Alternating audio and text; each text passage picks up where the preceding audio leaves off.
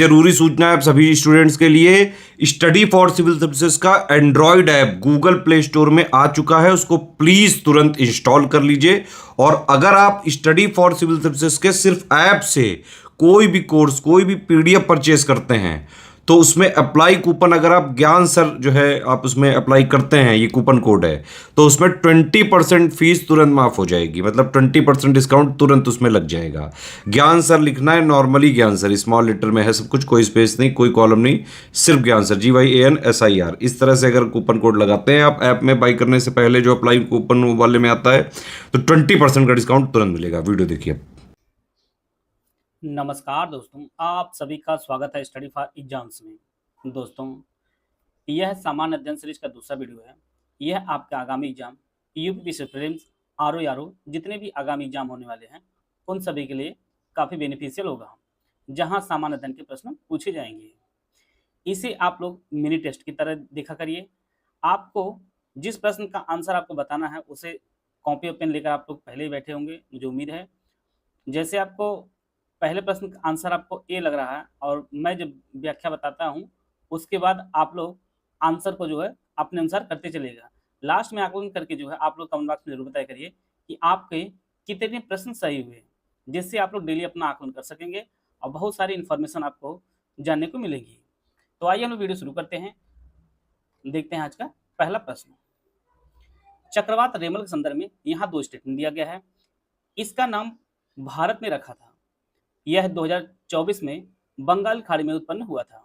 आपको सही स्टेटमेंट की पहचान करनी है। केवल एक, केवल दो, एक और दो दोनों, ना तो एक ना ही दो। चक्रवात रेमल जो है ये 2024 में बंगाल की खाड़ी में उत्पन्न हुआ जो है प्री मानसून का पहला चक्रवात था। इसका जो दूसरा स्टेटमेंट वह सही है। पहला जो स्टेटमेंट वह गलत है, क्योंकि चक्रवात रेमल का जो नाम है वो भारत ने रखा है बल्कि ओमान ने रखा है, ओमान ने रखा है। तो इसका जो दूसरा स्टेटमेंट है आपका सही है। और 2024 में बंगाल की खाड़ी में यह उत्पन्न हुआ था और यह आया था मई 2024 में। तो इसका जो बी ऑप्शन है वो आपका सही है। भारतीय राष्ट्रीय आंदोलन से जुड़ी कुछ घटनाएं यहाँ पे दी गई हैं। 4 घटनाएं हैं। इनको आपको कालक्रम के अनुसार जो है व्यवस्थित करना है। बीजी तिलक का निधन, रॉलेट एक्ट को एक अधिनियम के रूप में पारित करना, जलियांवाला बाग हत्याकांड, भारतीय राष्ट्रीय कांग्रेस का अमृतसर अधिवेशन 1919। ऑप्शन आप लोग पढ़ लीजिए। बीजी तिलक जी का जो निधन हुआ था, बाल गंगाधर तिलक का जो निधन हुआ था वह 1 अगस्त 1920 को हुआ था। 1 अगस्त 1920 को हुआ था। रॉलेट एक्ट एक अधिनियम के रूप में जो पारित हुआ था वह 18 मार्च 1919 को हुआ था। घटना जो है काफी करीब है, काफी करीब की है। जलियांवाला बाग आप लोग काफी जानते हैं कि यह जो घटना हुई थी ये 13 अप्रैल 1919 को हुई थी। और भारतीय राष्ट्रीय कांग्रेस का जो अधिवेशन शुरू हुआ था वो 27 दिसंबर 1919 को हुआ था। इस प्रकार आप लोग देख पा रहे होंगे। इसका जो सही आंसर हो जाएगा वो ऑप्शन ए जो है इसका सही आंसर हो जाएगा। सबसे पहले आपका आएगा 18 मार्च 1919 रॉलेट एक्ट पास होगा, फिर जलियांवाला बाग हत्याकांड होगा, फिर आपका भारतीय राष्ट्रीय कांग्रेस का अमृतसर अधिवेशन आ जाएगा और अंत में आपका आ जाएगा बाल गंगाधर तिलक का निधन आ जाएगा। तो ये ऑप्शन इसका सही है। आते हैं अगला प्रश्न लोग। चैट जीपीटी का विकास किसके द्वारा किया गया है? गूगल, ओपन एआई, एप्पल या माइक्रोसॉफ्ट? सैन फ्रांसिस्को स्थित ओपन एआई ने चैट जीपीटी का विकास किया है। इसका जो ऑप्शन ए है वो आपका सही है। यह जो है टेक्स्ट इनपुट पर जो है मानव जैसी प्रतिक्रिया उत्पन्न करता है। बी ऑप्शन इसका सही है। यहाँ पर आपको पहचानना कौन सही सुमिलित नहीं है। आर्यभट्ट प्रेक्षण विज्ञान शोध संस्थान नैनीताल, रक्षा प्रबंधन महाविद्यालय सिकंदराबाद, केंद्रीय भारतीय भाषा संस्थान मुंबई, भारतीय विज्ञान संस्थान बेंगलुरु। आर्यभट्ट प्रेक्षण विज्ञान शोध संस्थान जो आपका नैनीताल में है, रक्षा प्रबंधन महाविद्यालय आपके सिकंदराबाद में है, भारतीय विज्ञान संस्थान आपके बेंगलुरु में है, केंद्रीय भारतीय भाषा संस्थान जो है यह मुंबई में ना होकर यह जो है मैसूर में स्थित है। यह आपके मैसूर में स्थित है, इसलिए सी ऑप्शन इसका सही हो जाएगा। केंद्रीय भारतीय भाषा संस्थान आपके मैसूर में स्थित है। मेजर ध्यानचंद खेल रत्न पुरस्कार 2023 से किस खिलाड़ी को जो है सम्मानित किया गया है? मनिका बत्रा, कमलेश मेहता, चिराग शेट्टी या शरद कमल?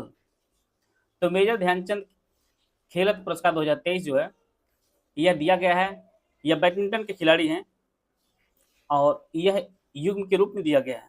बैडमिंटन की जोड़ी है सात्विक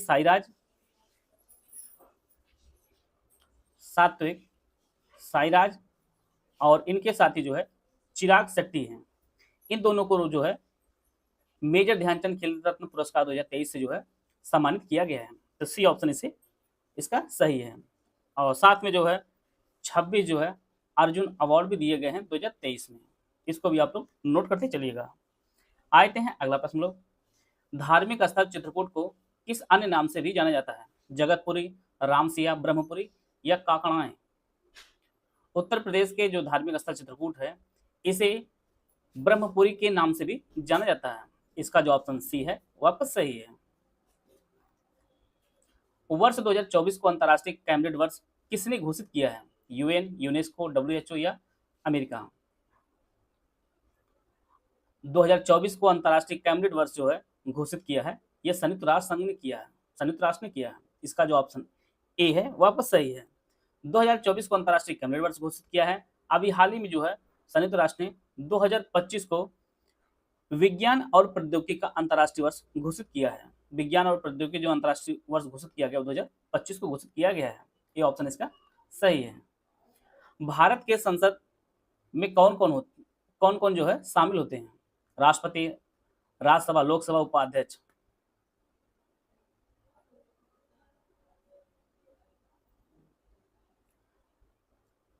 इसके लिए 4 विकल्प दिया गया, आप लोग विकल्प पढ़ लीजिए। भारतीय संसद के 3 घटक होते हैं। एक आपका राष्ट्रपति होता है, दूसरा आपका राज्यसभा होती है, तीसरा आपका लोकसभा होता है। 3 घटकों से मिलकर जो है संसद बनती है। तो इसका जो पहला ऑप्शन है वो आपका सही हो जाएगा। ए ऑप्शन इसका सही है। आते हैं अगला प्रश्न लोग। यहां पर आपको सही सुमेलित करना है। विटामिन B12, हीमोग्लोबिन, क्लोरोफिल, पीतल, मैग्नीशियम, कोबाल्ट, तांबा और लोहा दिया गया है। ऑप्शन आप लोग पढ़ लीजिए। विटामिन B12 में कोबाल्ट पाया जाता है, हीमोग्लोबिन में लोहा पाया जाता है, क्लोरोफिल में मैग्नीशियम पाया जाता है और पीतल में आपका तांबा पाया जाता है। पीतल जो है ये तांबा और जिंक से मिलकर बनी होती है। तो इस प्रकार जो है इसका जो सही आंसर हो जाएगा वो ऑप्शन ए इसका सही आंसर हो जाएगा। विटामिन B12 में कोबाल्ट, हीमोग्लोबिन में लोहा, क्लोरोफिल में मैग्नीशियम और पीतल में जो है तांबा पाया जाता है। ये ऑप्शन इसका सही है। निम्नलिखित में कौन सा भारत का विश्व स्तर पर स्वीकृत राष्ट्रीय हॉटस्पॉट नहीं है? हिमालय, नारो हिल्स, सुंदरलैंड, पश्चिमी घाट? भारत में जो है 4 हॉटस्पॉट हैं। इसमें आपका हिमालय है, सुंदरलैंड है, पश्चिमी घाट है और बर्मा क्षेत्र है। चौथा आपका जो है वह इंडो बर्मा क्षेत्र है। इंडो बर्मा क्षेत्र जो है इसमें जो है नारो हिल्स शामिल नहीं है और नारो हिल्स जो है यह मध्य प्रदेश के सतना में स्थित है। मध्य प्रदेश के सतना में स्थित है। तो इसका जो ऑप्शन बी है वो आपका सही है। भारत में 4 राष्ट्रीय हॉटस्पॉट हैं। इनमें आपका हिमालय है, सुंदरलैंड है, पश्चिमी घाट और इंडो बर्मा क्षेत्र है। सूर्य से आने वाले हानिकारक परावैंगनी विकिरण किसका कारण बन सकती है?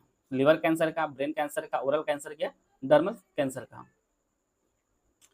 सूर्य से आने वाली जो हानिकारक परावैंगनी किरणें हैं इनसे जो है त्वचा का कैंसर हो सकता है। इसका जो ऑप्शन डी है वो आपका सही है। निम्नलिखित में से किसके द्वारा महाराष्ट्र में गणेशोत्सव प्रारंभ किया गया था? बिपिन चंद्रपाल, गोविंद रानडे, लाला लाजपत राय या बाल गंगाधर तिलक? महाराष्ट्र में गणेश उत्सव जो प्रारंभ हुआ था इसे बाल गंगाधर तिलक ने इसे शुरू किया था। इसका जो ऑप्शन डी है वापस सही है और इसे जो पहली बार 1893 में बाल गंगाधर तिलक ने जो है इसे शुरू किया था महाराष्ट्र में। डी ऑप्शन इसका सही है। यहाँ पे 4 सदस्य दिए गए हैं। आपको पहचाना कौन सदस्य जो है भारत के संविधान समिति के जो है प्रारूप समिति के जो है सदस्य हैं? एन गोपाला स्वामी, जवाहरलाल नेहरू, आह्लाद कृष्ण स्वामी अय्यर, सरदार पटेल। ऑप्शन आप लोग पढ़ लीजिए।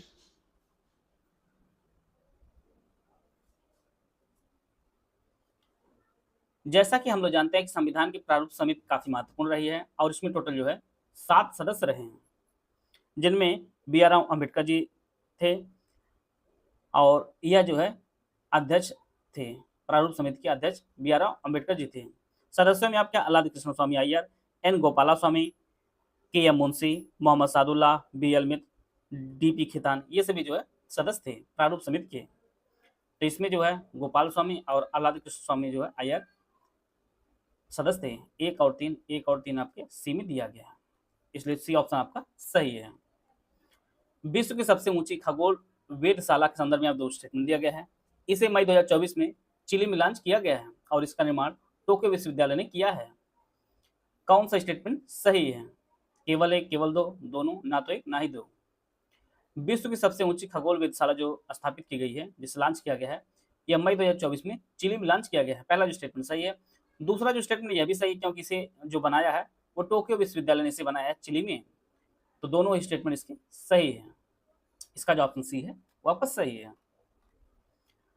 आगे बढ़ने से पहले आपको बताना चाहता हूं, 7 अगस्त से यूपीपीएससी प्रीलिम्स के हमारे क्रैश कोर्स शुरू किए गए हैं। यह जो क्रैश कोर्स है ये हमारे दोनों भाषाओं में है। UPPSC 2024 pre only current affair का जो ग्रुप है यह 2,000 रुपये का है। UPPSC 2024 pre test series with current affair जो ग्रुप है, इसकी जो फीस आपकी 5,000 रुपये है। UPPSC pre 2024 full paid group without clearance का जो ग्रुप है ये 9,000 रुपये का है। UPPSC 2024 full study material group without doubt clearance का जो ग्रुप है ये 6500 रुपये का है। Only study material group no doubt clearance no test series का जो ग्रुप है ये 4,000 रुपये का है। यूपीएससी 2024 ओनली टेस्ट सीरीज का जो पेड ग्रुप है ये 3500 रुपये का है और इसमें टोटल जो है 40 टेस्ट दिए जाएंगे, जिनमें 20 सेक्शनल होगा और 20 आपका फुल लेंथ टेस्ट सीरीज होगी। ओनली पेड क्विज का जो ग्रुप है यह 1,200 रुपये का है। इनमें से कोई भी पेड ग्रुप आप लेना चाहते हैं तो ये हमारे 3 दिए गए नंबर है, इस पर कॉल या व्हाट्सएप करके जो है जानकारी ले सकते हैं। अगर आप यूपीपीएससी प्री 2024 के लिए सिलेक्शन मटेरियल आप लेना चाहते हैं, जिनमें पूरा जीएस होगा और आपका करंट अफेयर होगा और यह टोटल जो है 844 पेज का है। इस सिलेक्शन मटेरियल जो कीमत है वो 3,000 रुपये है। इनमें से कोई भी ग्रुप आप लेना चाहते हैं तो ये दिए गए नंबर, इस पर कॉल या व्हाट्सएप करके जो है जानकारी प्राप्त कर सकते हैं और अपनी तैयारी को बेहतर कर सकते हैं।